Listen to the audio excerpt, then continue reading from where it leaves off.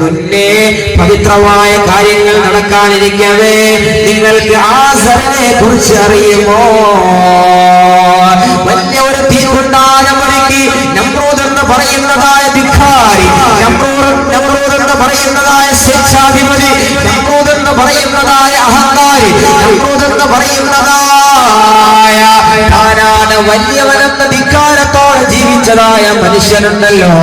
സഹോദരാ വലിയതായ ഒരു തീക്കുണ്ടാരം ഒരുക്കിയിട്ട് മഹാനായ സയ്യിദുനാ ഇബ്രാഹിം അലൈഹിസ്സലാത്തു വസ്സലാമിനെ ആ തീക്കുണ്ടാരത്തിലോട്ട് വലിച്ചെറിയാൻ ഉത്തരവിടുമോ? എന്നെ കേൾക്കുന്ന പ്രിയപ്പെട്ട ഉപ്പമാരെ ശ്രദ്ധിക്കണേ. നമ്മുടെ മക്കൾക്കൊരു പനി വന്നാൽ നമുക്ക് താങ്ങാൻ കഴിയുമോ?